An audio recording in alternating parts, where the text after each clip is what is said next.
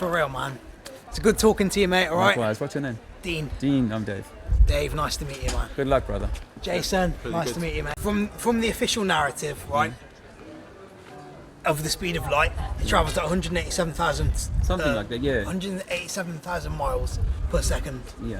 Okay, so if there's no curvature and it's completely flat, and like you keep saying, you can't explain why you can see things beyond the curvature, right? The light, as soon as it was daylight in one country, the light would travel all the way across the Earth, and in 1 second it would be daylight everywhere. Everywhere, that's a great question. So the speed of light at 187,000 miles per second, no matter, as long as, you know, this circumference isn't bigger than 187,000 miles. If it is, then we do the maths, but just it isn't, because it's whatever it was. So what my point is, basically, it would be daylight everywhere. From there to there, in 1 second, it would be daylight. But the fact that in these two different places, we have different, all around the Earth, we have different night times and daytimes. So you may be surprised to know that I knew that question was coming, and I preempted it by saying that the furthest we can see a lighthouse is about 60 or 80 miles. Like obviously that's why I said it's a good way of sidestepping the question. So no, because I'm offering you the best evidence that I can of light traveling through this atmosphere as far as it can. So the best and biggest light that we've got can travel 80 miles. So there's certain assumptions that you're making that says that sun is so big and the light is so great that it can cast itself over the whole Earth. We say that the light is much smaller, and that light doesn't travel infinitely far. You know, this idea that like, the stars are traveling for billions of years and their light's finally getting up, that's all stuff we can't prove. So we say that light is local, and just like a street lamp, it'll only give you illumination over a certain area. So if I had a football stadium, for example, and I shrunk the Earth down... Like you've just said, though, about I can't prove that light travels that fast. So why... also, you can't prove that it travels the way that you're saying. No, well, I can show you that light. As far as I know, you can take a pen light, a laser light, no matter what kind of light you've got, they have a limited range. That's my proof. That's your proof? Yeah. What's your proof that light can travel infinitely? What? My proof that light can travel infinitely? My proof is basically that's why the conventional model of it being a curvature. Obviously, that's why we have nighttime and daytime. Sidestepping. How can you prove? But how can you prove that it isn't? Well, because I haven't got any evidence that it does. But what I can prove, though, I can't prove that it travels infinitely. Good. I admit that. Okay. But what I can prove, though, is that it travels, right? It definitely travels all over the UK. The light travels, yes. Does it? It definitely travels. It went all over the UK. We have slightly different. There might be a slight variation of when it gets dark in, say, Scotland to, London or whatever. But generally, when we have, British summertime or whatever sort of time zone you're in, the light travels sort of uniform. Absolutely. And that's why we have daytime and nighttime in particular time zones. So imagine I shrunk the world down to a football stadium like Wembley Stadium, for example, and I had on a track, I had a light that was capable of illuminating half of the Wembley Stadium all by itself in one go.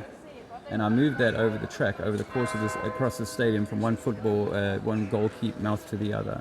Then it would illuminate brightly until it got to the middle of the stadium, and then the goalkeeper that had the light would start to get his nighttime.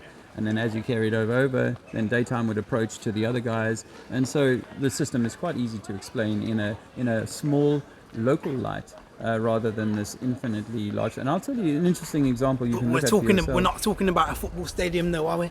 I'm giving you... No, I understand you're saying that as an example, but what we're actually discussing is the planet, or whatever we want to call it. So it's on a much bigger scale than that, isn't it? Yeah, but I'm just... Do you know what I mean? Well, I could have given you the same example and said, okay, I'm in an Earth that has a roof over it that looks like a football stadium, and in that Earth is a light. It's massive, but it can illuminate only half of your surface at one time. That's all. And I move it from place to place. And in seasonal times, I move it from different parts of the, say it comes across the middle of the stadium, you've got a kickoff line and then you've got that 10-yard line just behind that. Well, that would be Capricorn and that would be Cancer on the other side. And through the course of the 12 months, I'd move it from one side to the other. And so the people at one side of the stadium, the away fans or the home fans, would get more or less sun depending on that. So the model of how it could work is not that hard. One of the killers, well, one of the things about the globe model is that we have a terminator line. You understand that, eh?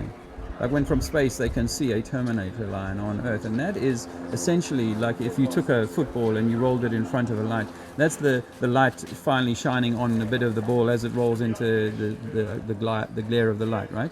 You understand that? And that terminator line is moving over the Earth at 1,000 miles an hour. Right. 1,000 miles an hour. Now, there's no way that when I observe the sun moving, or if I stayed in the mountains of Portugal 2 years ago, and I watched the sun gradually move its way across the plains in front of me in the distance, and it's just a slow moving line that's moving at like 5 miles an hour or something like that. But that doesn't equate to this idea that it's a line that's rolling at 1,000 miles an hour. So it's just a food for thought.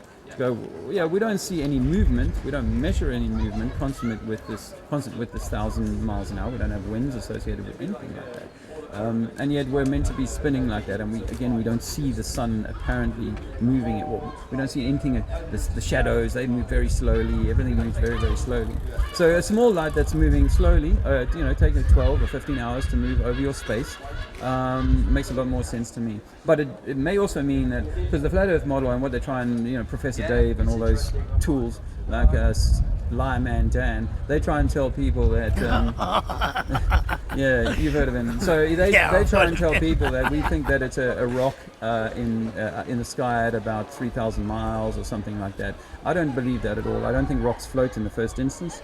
So for me, the sun is a personal experience that each individual person has. So when you look at, for example, the moon on a full moon night and there's clouds, you'll find that the clouds are illuminated just around your head for about a mile. You get an illumination, but 2 miles, 3 miles down, it's all dark. But if your mate is living 3 miles away from you, phone him up and ask him what the moon is doing. For you, it's dark over his town, over his house. But for him, it's light over his house and dark over your house. How does that work? Because if it's a single light illuminating a blanket of cloud, there should be just white cloud everywhere. And as far as my eye should see, I should be able to see, whoa, it's all light all the way 10 k's miles into the distance. That's what I should see. So don't. So I say to people that the light and the sun and the moon are your personal lights that you encode. You've got an encoding system. This brain and body is an encoding system. It encodes it because it's picking up a wave, an electromagnetic wave that is washing over the land. So what are you saying, that we all experience it differently? We do. No, because let's say we're standing. I don't disagree. Let's say we're five mates. It's a good way. It's a good sidestep again, though. Here's this example, right? There's 5 of us mates. We've gone on a holiday down to Marbella or something like that. We're standing about in the sea, and we're about, let's say, we're sort of 2 or 3 foot under the water. Our heads under the water. We've got our feet firmly planted on the floor, but we're all in different positions, right? Now a wave is coming towards us. Is it going to affect us all identically, or are each of us going to have our own unique experience of that wave? Yeah, and your mate who's standing 3 meters behind you, closer to the beach, is going to hit him a little bit later. So as the wave is kind of coming and cresting over you, it's starting to arrive at him. He's having the sunrise of that wave approaching him.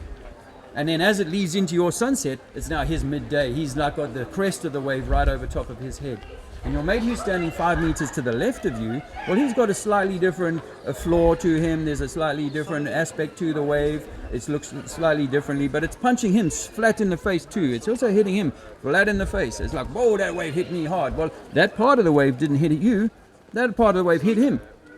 And that's the same with the sun, which is why you can stand at the beach at sunset and watch the sun rays come right to your feet. But your mate who's in Tunisia can have exactly the same experience, or your mate who's 10 meters from you can have the same experience but not see the light at your feet, because it's a personal light to you. It's personal to you, and each of us has it got travels that far and that fast. Well, imagine we were sea creatures. Imagine we were sea creatures, because our ether, our air is like a thin sea. So we're sea creatures inside of a system that pulses waves once every 24 hours. It's not hard to imagine. And if you ever have an Eden project or some kind of enclosed biome, you have to have pumping systems. You have to have aeration systems. You have to have systems that move things around and change and pressure and heat and cool and all of that. You need all of that. So that's what you think it is. Like you think we're. I think if you take the apple, if you take an apple and you slice it through the equator and you open it up, then you see those seeds inside, in a little star pod, in the middle. And I know a lot of apples don't have seeds anymore, but it may be an orange or something like that, where the seeds are, those big seeds are in the middle. Well, if I took my orange and magnified it up 1 quintillion times, then those seeds are now continents.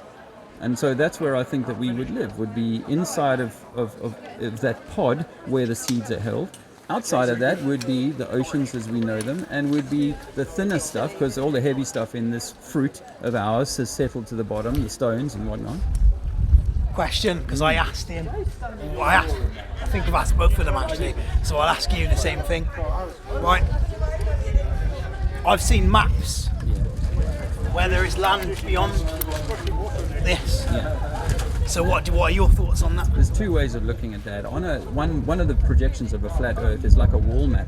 Like a wall map that you normally get, where it's got like the cold, icy bits at the top and the Antarctic at the bottom, and then all the continents arrayed left to right. Well, I think it's possible that if that's our flat world, then there's more land left and right, possibly. Yeah, that's a possibility. But I think I might have said this to you already, is that if this is a fruit analogy, if we look into nature... Oh, no, you did, I said that, right? Yeah. So what if we're one grape or one orange in an orchard of oranges? Yeah. So because some of the ancients talk about how there's only certain times when you can move between these barriers to different lands, perhaps? Because this is what I want, and this is what I couldn't find. I've been looking for a while. Right, basically what's beyond then here? What some people call the ice wall. Yeah. Is the burden of proof like determinant on your ability to look at whether or not you've been lied to about the globe? Because we can't answer that question, honestly, can we? No, but like what I want to know is what do you think's beyond that? People put it on to the flat Earth research people to say what's beyond that. When we think, the U.S. Navy was trying in the 1940s and 50s with Admiral Byrd, they were trying to find a way through. They did the Operation Fishbowl, where the Russians and Americans were firing up for 4 years big rockets, atom bombs, if you believe in those, into the roof. We believe they were trying to find a way through. So you believe that there's like a dome or something? I think there has to be, like a force field. Like I said earlier, name a fruit that doesn't have a skin, a peel, a bark, a rind. There's nothing in nature that shows itself not to need containing. Your skin is your container. My question as well. Okay, but no, let me answer your question about what do I think. I think that it's altogether possible but in the electromagnetic universe, where you are the center of the universe, then each of us is a universe unique to ourselves, and so we are 9 billion or 8 billion unique universes having an experience here on this plane. That's so in the multi-universe thing, they could all be happening in the same singularity, in the same place. I also think, by the way, now we're talking about singularities, is that you are a singularity, and that the matter that you are now is like the seeds of the orange again. Around you is an electromagnetic orange, and then the seeds have materialized into this avatar that you now recognize as your body.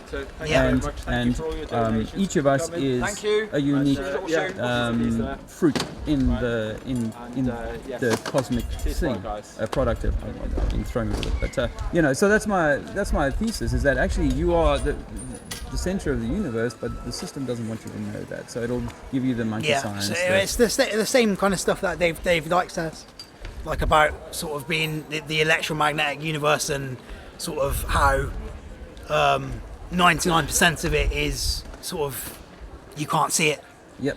Yeah, do you know what I mean? There's we can only see like 1% of visible light, and and then when we try and find an atom or an electron, we can't actually say what it is. We can't touch it. We can't hold it.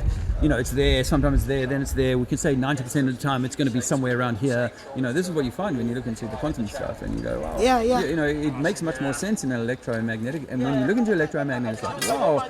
You know, there's so many things that point to this being working in that way. How you can use electricity and magnetism to create heat, cold, matter. Oh yeah, I didn't finish the point. The point is that, and this is just a takeaway for you to. I don't expect you to agree with this, but it's just a takeaway. Just to say, what if we're standing on top of a black hole, and all light is being squeezed through the black hole such that it becomes dense enough, because this is what taught in mainstream, is that a black hole crushes light into density, and that density can become matter, 666 material, because it's gone through a black hole. Just a theory, right? Which means that's very interesting. Which means that your mother's womb is actually a black hole, and the light of the father is your father's sperm that goes through in one form and comes out of the black hole as the baby fetus that becomes you, and then you have this experience upon a black hole, which is where matter can finally materialize briefly, because in quantum they say there's so much energy rising, it's incalculable. Your hand in 5 seconds has got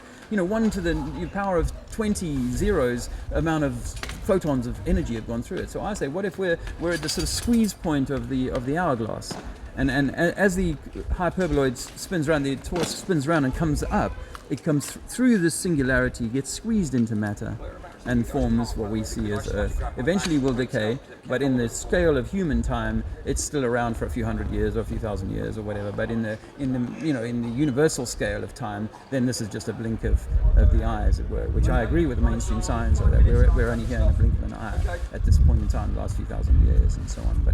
But we think that we've been misled. So is that we never find our higher self, that we don't realize that it's actually, the game is actually to try and trick me from finding who I am and find that I'm... See, that I agree with.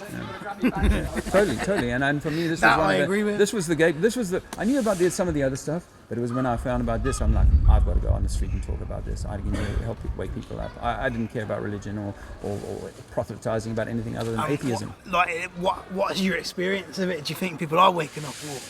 It's a mixed bag. I think that this year, since 2020, 2021, there's a lot more people willing to consider things that I didn't see in 2018. I started in 2018 with this, but so I think that there's more traction. Even a guy like you, you'd be like, okay, I know I've been really badly bullshitted, so I've got to keep my mind open. So I'm seeing a lot of positive stuff. I've been looking into this since 2005. Okay. Like not super. Flat Earth, but just other conspiracies stuff, in general. Well, you woke up a little bit ahead of me, man. But when I woke up, I took time out of work and I just studied for 18 hours a day for over a year, 18 months.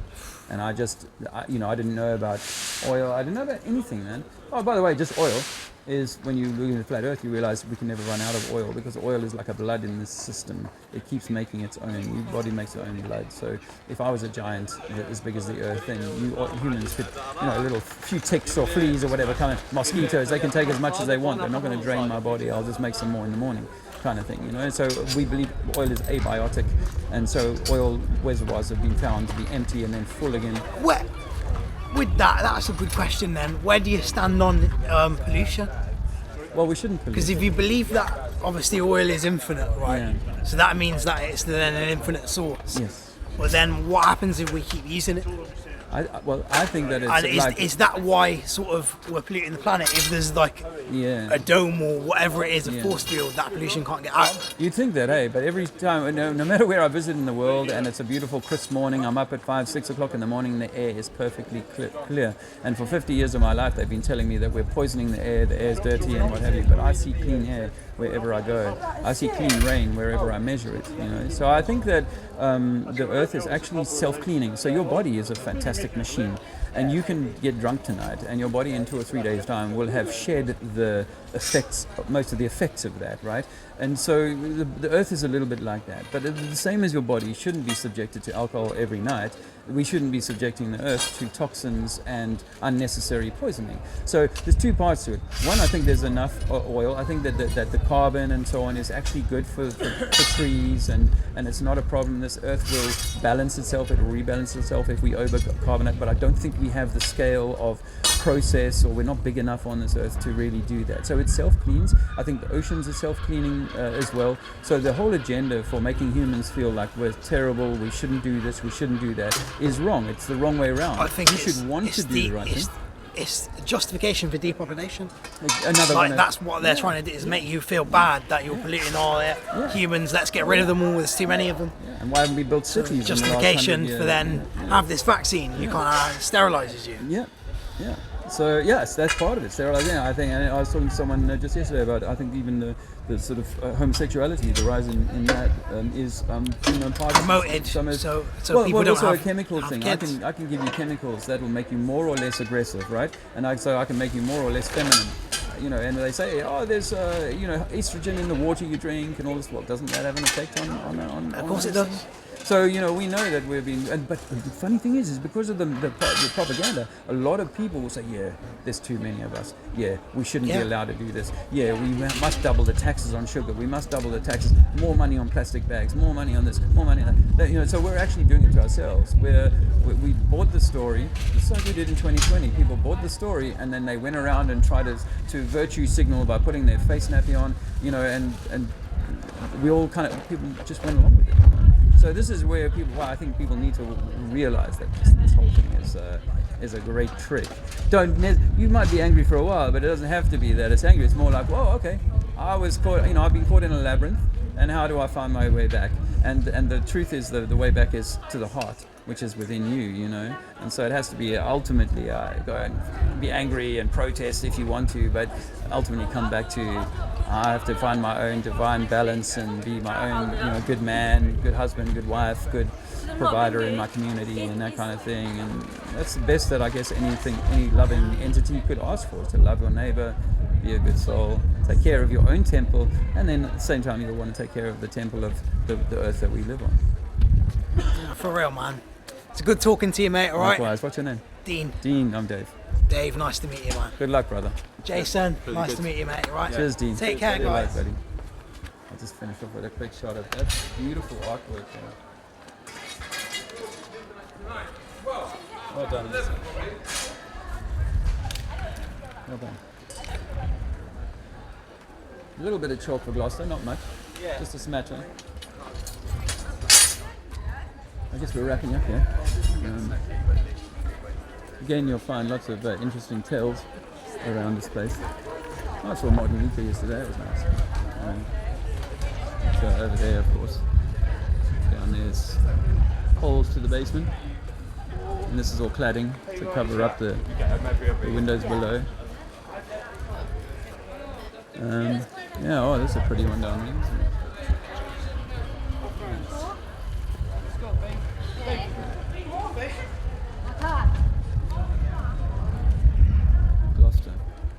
Gloucester, if you're from America.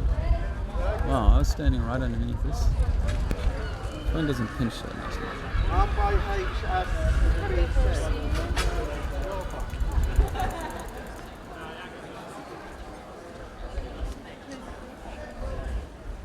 Heritage Centre. Oh, look at that plane. Oh, hello. I thought you guys were just enjoying your tea. Thank you. No, I was just wanting to look around. There's not much to see. Oh. This is it. There was a tower. There was a church. The church was demolished in 1956, just leaving the tower. It was demolished in 56? Yes, that's all. There's a nice stained window up there, you can see. It's beautiful. And if you'd like to ring the bell, at all? I'd love to. Right. Oh, wow. That's a treat. It's all the way through there. It's like retro, isn't it? Just give it a good tug. Wow. It's muted, more muted in here than it would be out there. You bang them. I'm going to bring my son in here. He's 5 years old. He's 5 years old. He'll love that. Where's the striking point?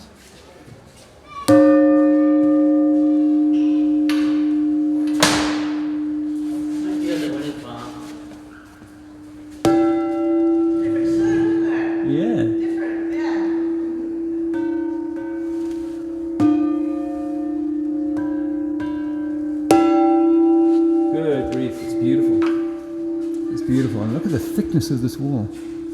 It's incredible. So, but why did they take it down? The church was it? Why did they need to take it down? The church? Honestly, don't know. Oh. It was closed for years and years and years. Yeah. In the 50s. In the 50s. They knocked it down, but it hadn't been used for quite some time. No, no. There's a little bit about it on here. Just tells you a little bit about Oh, is that the original? And there's a time. That's a timeline there. If you Okay. all the way from 1060 it was built. It tells you all the. Were founded by Edmar, a very rich man.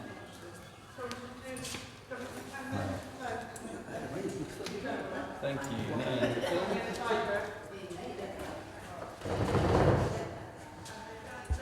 Shame they took it down. It really is. What a beautiful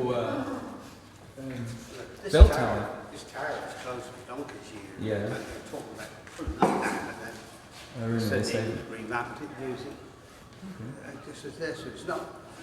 Been better off they'd have made this the tourist information centre.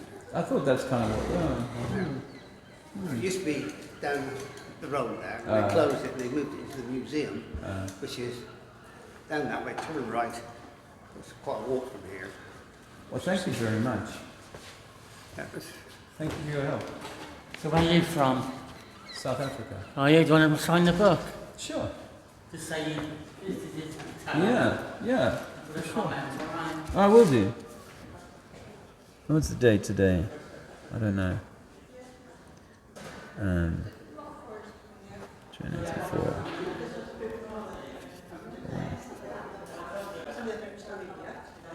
South Africa. Well, I currently don't have an address. 7.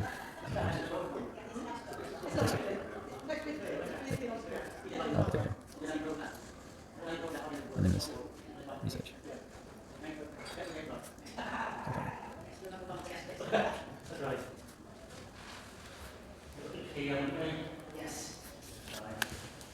Well, thanks very I much. think you've done a tour of the cathedral as well, I haven't been there yet. haven't you? No, I have to go there. You've been to the cathedral, no? I may not get there till tomorrow. It's down there. Is it the top? West That's gate. what- Okay. It's on the left, on the right hand side. Okay. Straight there. It's the Okay. second- Yeah. Oh, third right, isn't it? Third right. Have you seen the Catholic At the Cathedral third in right, yeah. Liverpool? Liverpool, no. There's two in Liverpool, isn't there? The two cathedrals. I went to see them recently, and the Catholic one doesn't make any sense to me at all. It looks like some modern. It's really ugly. It's not a cathedral like this. Yeah, but it probably got bombed in the war years. Ah, that could be it. Hey, the lot went away. The lot went away in the war. A lot of them, yeah. Have a great life. All the best. Oh man. Oh. No, trust my chest itch. But I even took an inhaler the other day. For people to walk on it actually. Why? How? It's very strong reinforced glass. But here we're looking at the apparent chamber, which are the remains to the city east gate on this side from the 1st century to the 18th century. Handle your weight? Oh, it can handle my weight, yeah. Oh, what? Yeah, Huh? it can handle my weight, so you can Almost definitely... impossible. You'd think, eh? But it's designed to be walked on. Come here. Okay. To me. It's safe. Friends, it actually stays. It's actually stable. It's actually safe to walk on this. Friends. Yeah, you can walk on this glass. That's incredible. What an adventure. You know, you can. But this is original works, I suppose. This is original foundings. Can you we can see in walk here. all the way across? You can walk all the way across, and this has been cleared out. I don't know if they've gone deep enough, but I think, to me, part of what is hidden is this. You can't see anything here. Part of what is hidden Well, is this it's stuff. quite. Wow, friends, it's actually safe to walk on here. Wow, that's incredible. It's safe to walk on here, friends. It's like a few inches thick, this glass. Yeah. Can you believe that, friends? Wow, that's the how thickest glass we found. Yeah, they can build with it, and they can use it as walls for buildings and things. Yeah, Very it's strong. actually safe to walk on. Yes, it is. Yes, it is. I Let's did go not on wa- and find the guys. Let's On tour here. walk all the way across. Let's do that then. Wow. Never seen safe grass. Safe crossing, eh? Over the water or the glass. Did you say water? Yeah. What did you mean? What did I mean? Well, it's like we can walk on water because it seems like it's just, you know, water underneath. That must be like, Look at this. how long could that be? Look at this. How tall is that? Wow. How?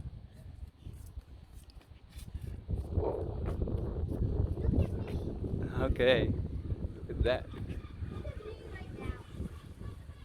This is where are we?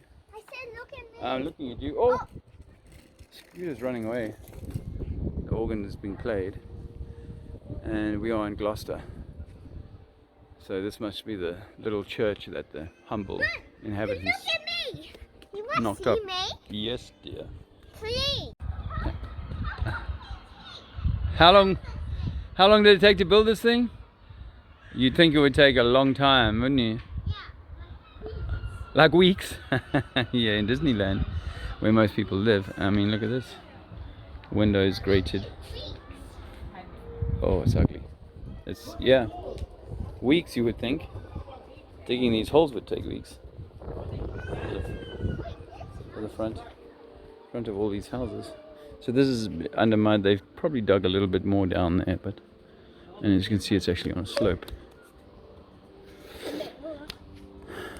Gloucester, eh? There's the whole King Henry and all that all that story. The longest I can jump from this. Okay. My newest goal is there. Oh wow, is that your new record? Yeah. Try again. Let's try it. Wow, that's a good jump. Actually beat my record. You got right over that slab. Right here. Wow, you're going front foot. Okay, cool. Well done. I was crowned here aged 9 after the death of my father, King John. I returned to Gloucester many times, rebuilding the castle and improving the abbey. Stand here. Right. Stand here. And ruining a whole lot of other stuff. Stand here. Okay. Well, actually, I can jump further. Yeah. Okay. So I'm going to do a very good jump. Yeah, this is impressive, eh? I still can't get over the idea it's a cladding. A facade. Look at my new record right now. Oh wow, you've really stepped up the game, eh? Look, Oh, look at these thistles over here, Zizi. These ones with the purple flowers on the top. look. I'm going to climb my Okay, best ever. your best ever. Look at that beautiful nature. Oh, there's a bee in this one, Zizi. But look, the next jump. Oh wow. Steffi! Flat Earth. Or Fat Earth.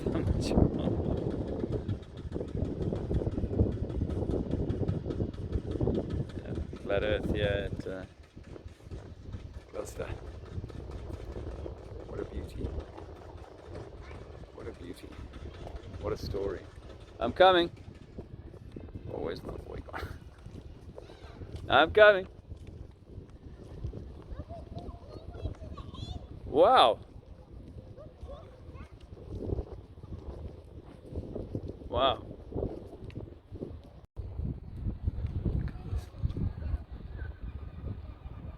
I mean, you know, it's just a facade. I guess it's not such a big thing, especially if this is all, you know, form work. The teeth on that.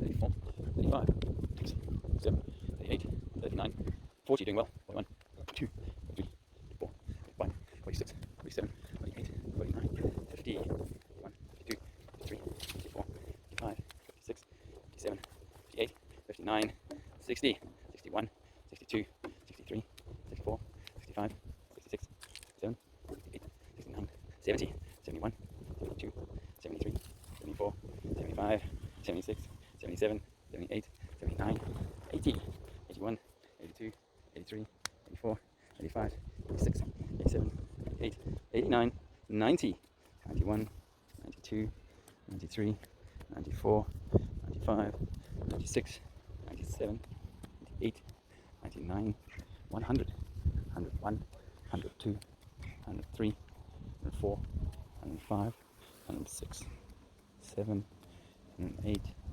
9, 10, 12, 13, 114, 115, 116.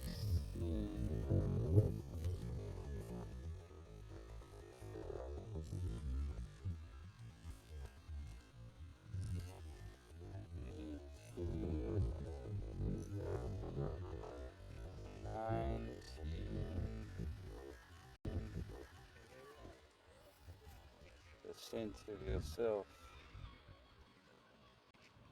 means it is you. 125, 126, Wait, how much is it? 127, 128, 129, 130, 131, Well done. 130. You did fantastically. 131. That's how many minutes is that? More than 2 minutes. More than 2 minutes. Very good. Very good. Okay, let's go and get your scooter. I left it somewhere over there. What do you think? These people have done the sensible thing. Block it all off. Just been jogging up here. And these guys have made a nice job of it. This one just getting too much to manage, so they just put a board over it. And really, not legit.